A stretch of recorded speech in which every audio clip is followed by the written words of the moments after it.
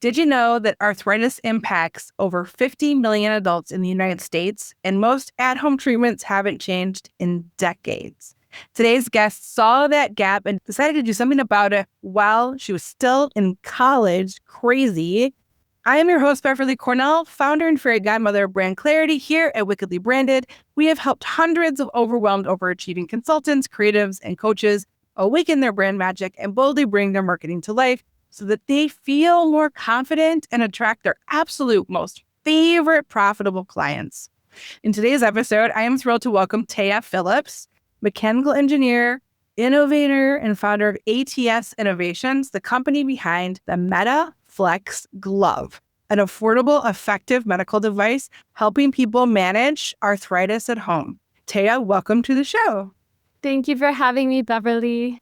I am very interested in this. I actually have like carpal tunnel from my mouse because all I do is click on my mouse all day. And I have this tingling here. You have a brace that you wear? Yes. My mother is actually she's had hip surgery as well. And she's pursuing surgery here for this exact thing. And at one point, to my listeners, I'm pointing to my thumb into my wrist, just so you know, because I know you can't see through the podcast app. So I'm pointing from my thumb to my wrist, and this area here that can get really like pins and needles and really uncomfortable. And I know that's just one form of issues people can have as opposed to like general arthritis that they can have. And if you've ever seen somebody with arthritis, their hands are like clawed up, they don't have the mobility. It's really hard. And recently, I gave my mom, she said it was like an old person's gift, but I gave her like a jar opener and some other things to help her so that it was easier for her to do some of the things without it hurting her. And I was in the shower yesterday and I was squeezing my bottle of gel to go in my hair. And even that was hard. And I was like, oh, I'm getting old. So I'm curious, you started in college. What led to the beginning? I'm 50. I can complain about my aches and pains, but in college, I wasn't complaining about that kind of stuff. So what led you to start your entrepreneurial journey and to start it so early and in this particular industry? So my grandma had really bad arthritis, and she was my reason for doing all of this. I had a few co-founders. I was studying engineering. We were trying to find a way to solve healthcare problems using engineering problem solving, multidiscipline, because we know diverse teams perform better. And we found arthritis. A lot of people have it. You said 50 million adults. Specifically osteoarthritis in the hands. That's 1 in 2 women and 1 in 4 men will develop it in America. It's a very big problem. And a lot of people, we found that they can't afford to go to the doctor because it's expensive and you have to take time off work, and then you have the copay, and then you get the bill afterwards. And when you can go to the doctor, they tell you compression and grip strengthening. But then people aren't doing their strengthening exercises because it's burdensome and it's time consuming, and you have to remember to do whatever, 15 reps a day in each hand with the squeeze ball, and where'd I put my squeeze ball? So we made a wearable grip strengthener that has a really gentle compression, and the bands are adjustable on each finger. So you can customize your level of tension and strengthen each finger how it needs to be. So when we were doing the planning for it and interviewing potential customers, I talked to my grandma, and she had really bad arthritis. She was starting to lose her mobility and not do the things that she liked doing. Like she was not doing her hobbies. And then you talk about the can opener. She was asking people to open things for her and having a really difficult time. And grip strength, I'm sorry to tell you, I've done the research. It starts to decline in everyone starting at 30. So it's very small, incremental. You don't really notice it until like you start having trouble doing your daily living activities. So we all need to be working on our grip strength, but people aren't doing it. So I just wanted to make it easier. And I did that with MetaFlex. My grandma, I interviewed her. I found that her grip strength was a problem. The pain in her hands, so it was too painful even for her to do her strengthening exercises. When you add compression to that, that helps reduce pain, and so you can do those exercises. And then further, she was experiencing, like you talked about earlier, the claw. She would wake up in the morning and her hands would be in a fist, and it'd be stiff, and she'd have trouble opening it. So she would sleep with a tennis ball in her hand and a sock over top so she wouldn't drop it. And that was her innovative way of helping herself with this problem.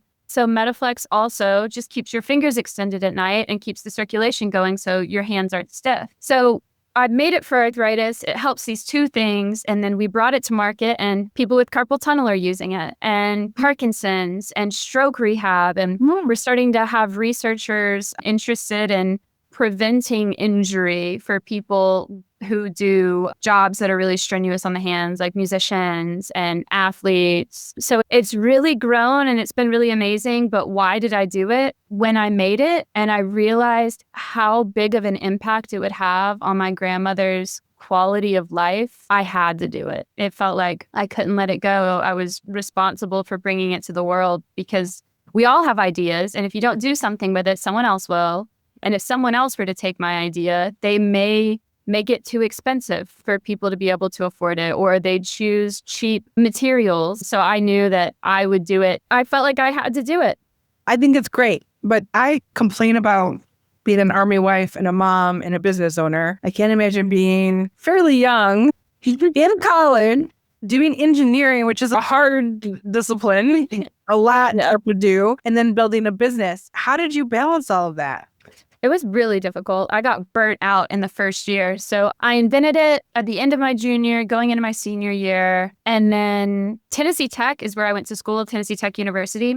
And they had a Shark Tank style pitch competition called Eagleworks. And I was finishing up my engineering degree, working really hard, working on getting internships and getting jobs. And I'm doing everything. And competing in this competition. And I did the competition. We won first place. We knocked it out of the park. We also won the biggest social impact award, which really drove home this is important. And the day after the competition, I couldn't get out of bed. And for 2 weeks, because my adrenaline was so high and because I was working so hard, I was intensely burnt out. And it opened my eyes, and I'm very lucky to have experienced it early in the process. I didn't have time to rest, but your body makes it for you. And I learned really early that I can't operate at that high level without taking periods of rest. So I experienced burnout early. That was beneficial for me. I graduated in December. Over the summer, I worked for a company. At the end of the summer, they offered me a job. I had ATS, the company that I built to sell Metaflex. I had patents, trademarks, a business, all of this, but I didn't feel like I had what I needed to really start the business yet. I don't know if I was just scared, probably just scared. I didn't really have that much money saved because I was in college. I had won these competitions, so I had just under $20,000, but that's not going to get me very far. So I took a full-time job right after I graduated, and I worked as an engineer for 3 years before I felt like I was ready. And I felt like I was ready. I felt confident. I had saved more money and my grandmother was getting worse. And I felt guilty that I hadn't brought it to the world. I'm like, this could have helped her so much. And I wasn't brave enough to do it. So now I have to do it. And I quit my job and my parents thought I was crazy. It was a very long and difficult journey to get the glove to market. And even after I got it to market, I ran out of money. I had to move in with my parents. I moved in with my cousin. I finally was able to secure some funding. I raised investment, and now we're taking off. It was helping people since I brought it to market, but getting investment is really difficult. Money is just the barrier to entry for all innovation, but it's a numbers game. You keep going, and eventually you hit these breakthroughs, and we're in a really solid state of growth right now, and I'm getting to innovate and doing the things I love and building a team. So that's a little bit about the journey. Overview, high level. So many entrepreneurs experience these highs and lows and the burnout and all of those things. Even the I'm not ready yet syndrome, the fears and doubts. My listeners know this. I call them the flying monkeys from Wicked. They come flying at you, and their imposter syndrome and perfectionism and I'm young or I'm too old. All the doubts and fears that we have about ourselves get really exposed when you start a business. You can do a lot of work on yourself, even through therapy, but as soon as you get married, have kids, or have a business, everything's on the table. Every single worry, doubt you've ever had about yourself comes really to light, and you have to battle them on a pretty regular basis. How did you convince yourself and then convince others this was the best thing for you to do despite fear and I'm not ready? I love that you had the passion for your grandmother, but you still had to get over yourself. So how did you get over yourself?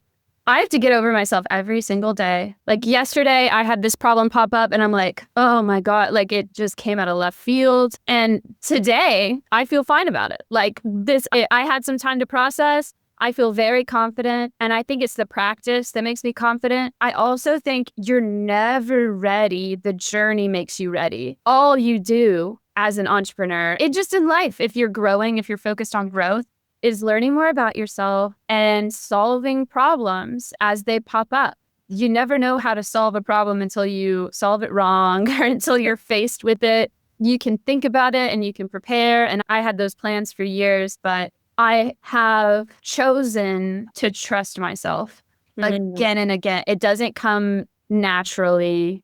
My first instinct is, oh, it's all about to come crashing down. I'm about to fail. But then I choose to trust myself. And I remind myself of all of the times that I have succeeded when I was up against the odds and how I am still alive. Like I've built all of this despite it all. I choose myself. I try to do things to take care of myself and things that I love. Like I went to a spa for a day and that was so nice. I was recently traveling for business, and whenever I go somewhere, I take a few extra days to be a tourist in a new city. I've been doing more creative things like painting and journaling and like being in the artist's mind and letting myself like be in a flow state really helps me rejuvenate after being in like the logic state of running the business and problem solving. I spend time with my friends. I go out in nature. I'm just really trying to invest in myself as much as I can because the journey is difficult and it can feel very overwhelming. You can get through it, but you have to choose actively to trust yourself. Over and over again. And remind yourself, like you said, I've gotten this far, so it can get me further. I talk a lot about how confidence isn't necessarily innate, but it's something that you build.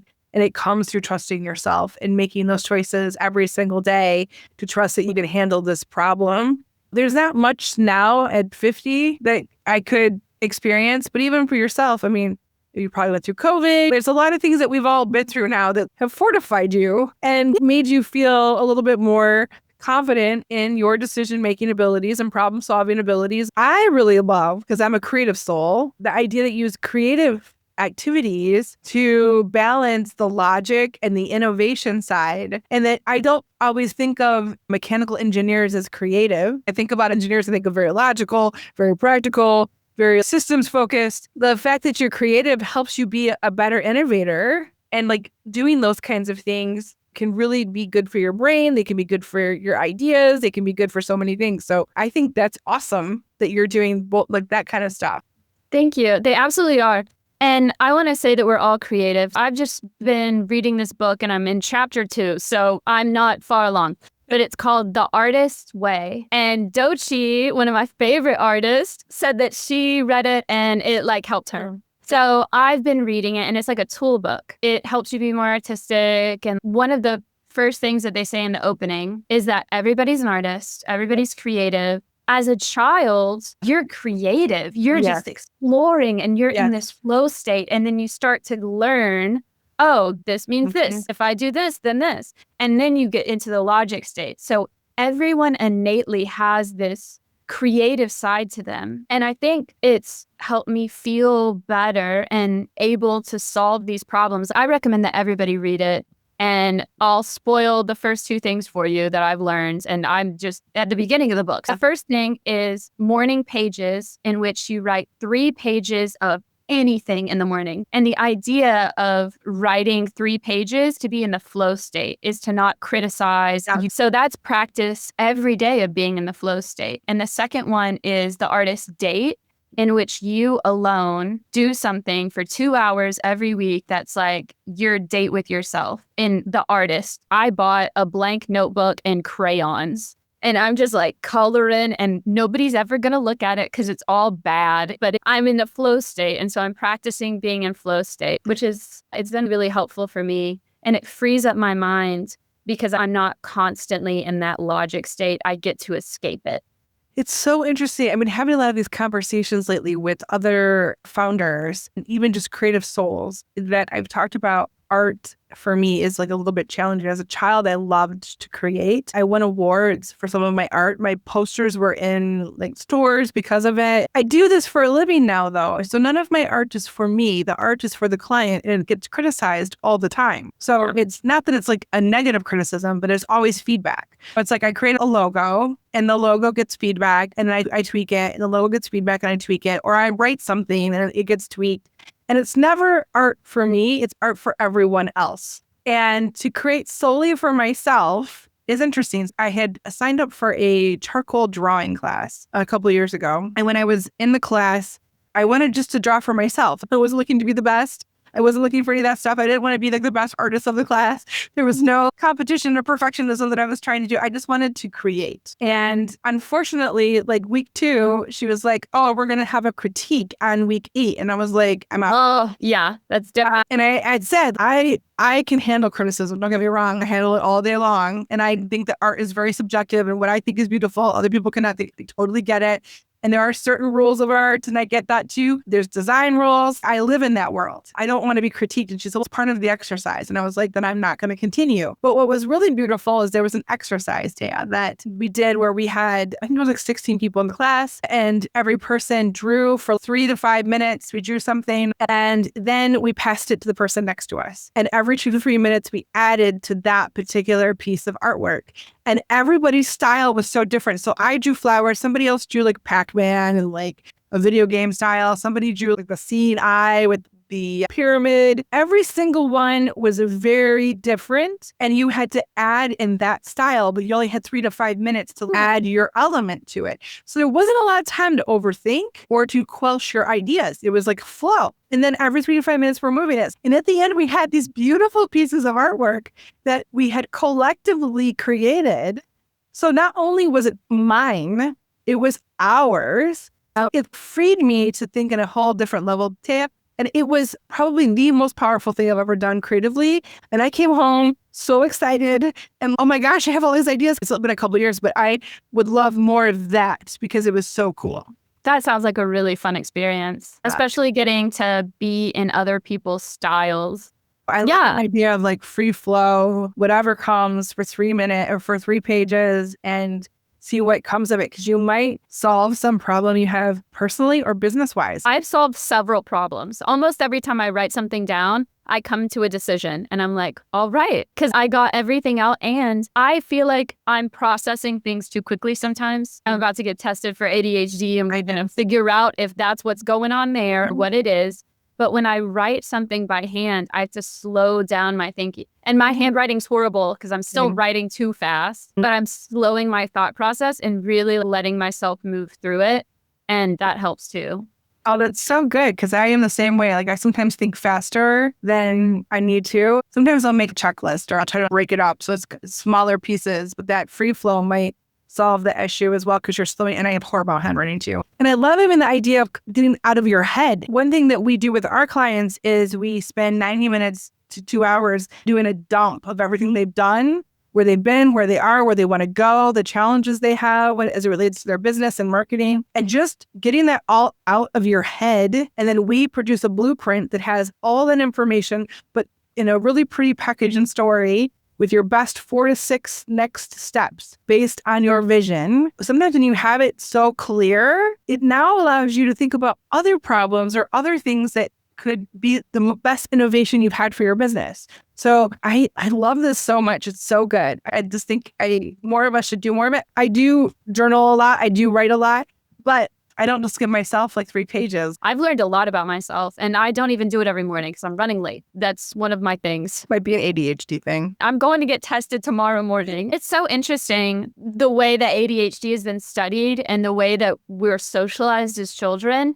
that so many women are diagnosed so late. Like they don't understand that they have ADHD because they're performing at a high level and they're not like outwardly overact. It just presents differently. The only reason why I got tested was they tested my son. And in the testing, I was like, oh. Wait, that's see that too. That too. And I struggle with that too. Like you said, it presents differently. But high-performing women, a lot of us have that. And it wasn't until I hit perimenopause when the hormones really kicked in, and I felt extremely overwhelmed by everything and my brain and how it was working. I just think about the future of medicine and genetic testing. And like you were talking about how hormones affected you, we are really close to when genetic testing can be affordable enough that we can all have it early in life and then start to supplement with foods for these deficiencies and be able to handle some of these things in a more holistic way. I have a client of mine who is a holistic naturopathic doctor for animals, but she studied medicine, holistic medicine as for humans first, and then deviated from that. And I was going through a lot of stuff. I was momming at 40. My youngest is 10. So at 40, I had a baby. And you add in the changes in hormones, you add in the changes of not sleeping, you add in all those things. It was like a perfect storm, Taya. But she kept telling me to eat a lot of butter because it helps the brain and your memory. She was telling me a lot of things that I did because I was really like struggling. But you're right. I think we're at this point now where we have so many more tools in science and a lot of testing. Also, the Internet of Things and the sharing of information. We are in an age where information is not so siloed. We can learn what other countries have been doing for decades and how they manage this one thing and then how this country manages this one thing. And it's just so amazing. And I love that we live in a time where we can learn from each other. I think that's one of the reasons why I was open to even being diagnosed with ADHD was because of TikTok and people talking about it. I was like, okay, maybe this is a real thing. Maybe it is really happening to women. It wasn't until then, hearing people's kind of stories, that I was validated in my experience to go, okay, maybe I need to go do that thing. But these are all things that can affect us from a business perspective. I tell my son who has ADHD, it's a superpower. I can predict the future. I can't, but like I know what is very probable to happen. It's a fun little superpower. And then you just have to back into, because a million steps ahead, now I have to slow down and do this next really boring step. That's where I struggle with the operation side of it. I'm really good at it. I understand it. I can build really strong systems. But I find it so boring that I just can't wait until I can hire an operator. But we're all doing things when you're a business owner that you're not the strongest at and that you're not the best at.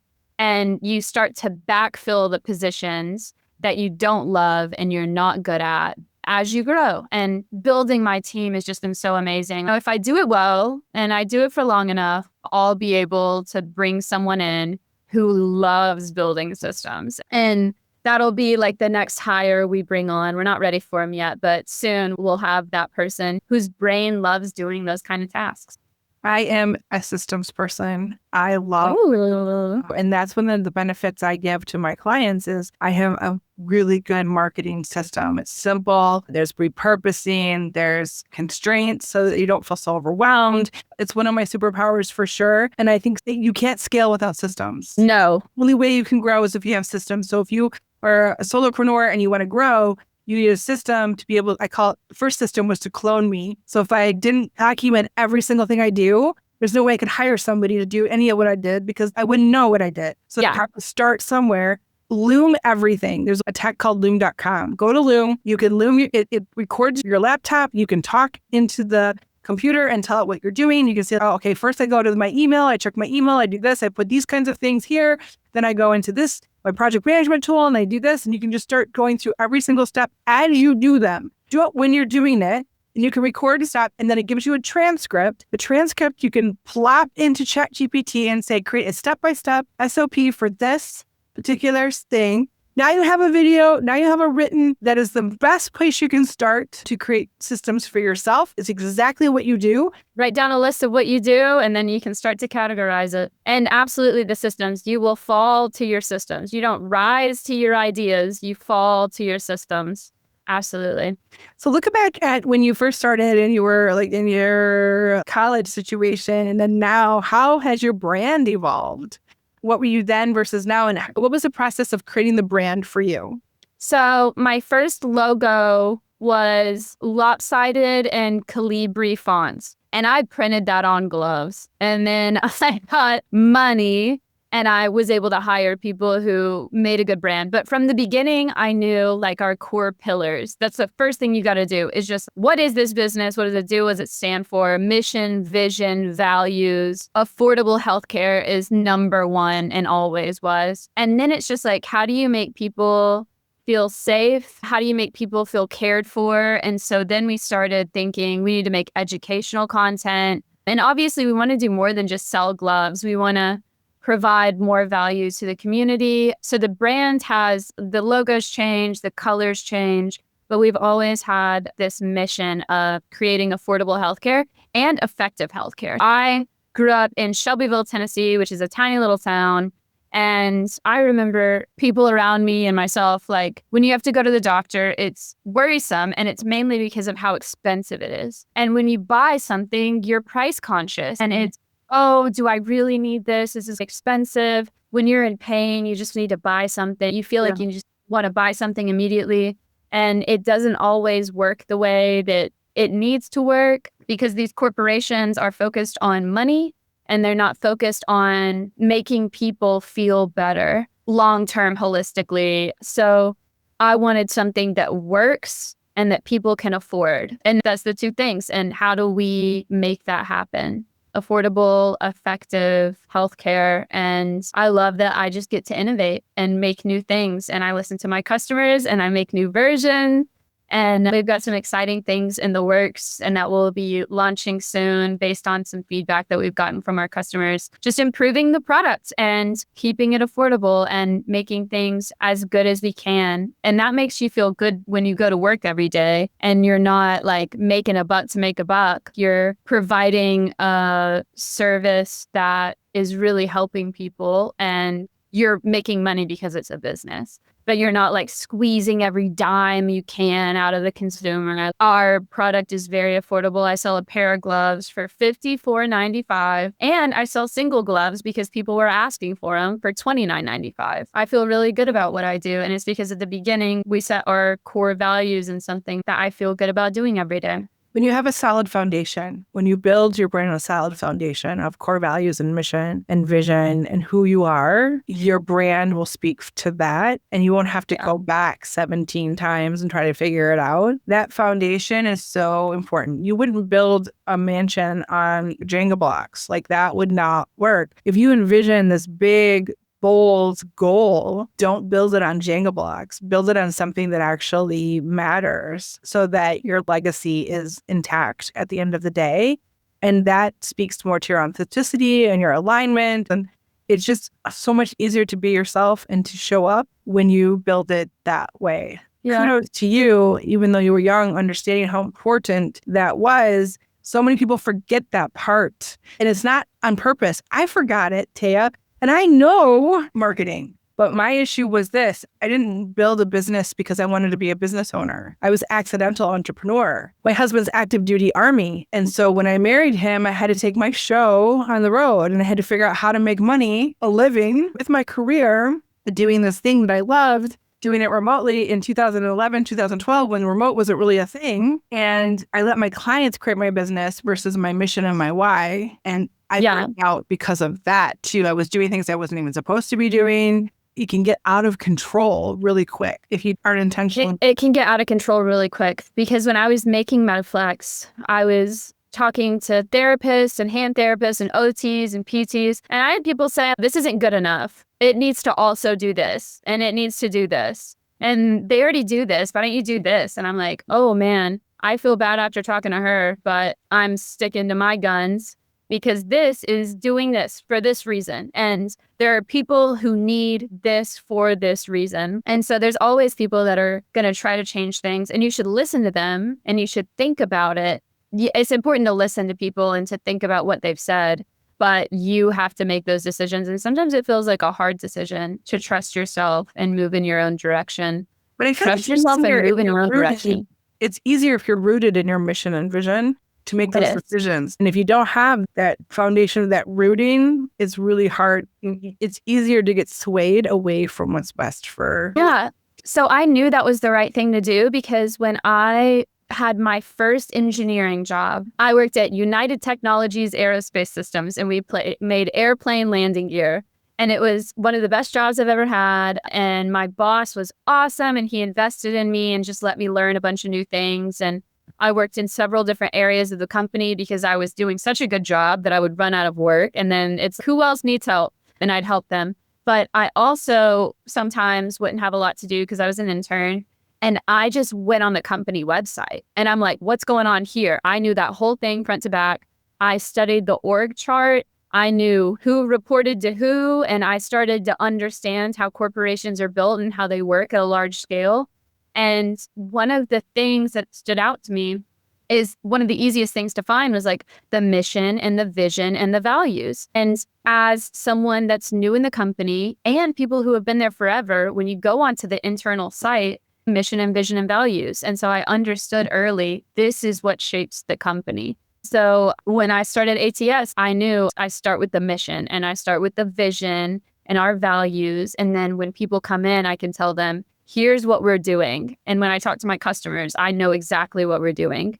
So when you're starting your business, and if you don't have it yet, I think one of the most important things you can do, like you said, is building that solid foundation upon which you make your decisions. That's an incredible insight, Taya. And if you're listening right now and this resonated with you, like you need to get back to your why, back to your purpose, back to the passion, the reason why you're doing the thing you're doing. I'd love for you to let us know in the reviews. Hey, this is important. I need to do this work. Let us know because it's important that you find value in what we're talking about on this podcast. We don't just do this because it's fun. Don't get me wrong. I love meeting people like that. But we do because we want to help you. And when you tell us in the reviews and you share it and you talk about us and tag us, it tells us that it's resonating for you. And maybe there's some little nugget of goodness there, some magic that could help you get clearer and be able to take that next step for your business that could get you to a whole new level of awareness of clients, all kinds of things. In our Brand Spark experience, all we do is help you with your clarity. That's the foundation. So if you need extra help, we're here for that too. You don't have to do it alone because sometimes when you're in the weeds, it's hard to see the forest for the trees. We're here to help you also get past some of that and ask you the right questions to get the clarity that you need. Hey there, you've just finished part 1 of this episode. How are you feeling? Excited, inspired? But we're just getting started. Next Thursday, we're dropping part 2 and you won't want to miss it.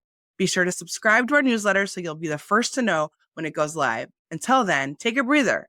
Let those ideas simmer and we'll see you next week.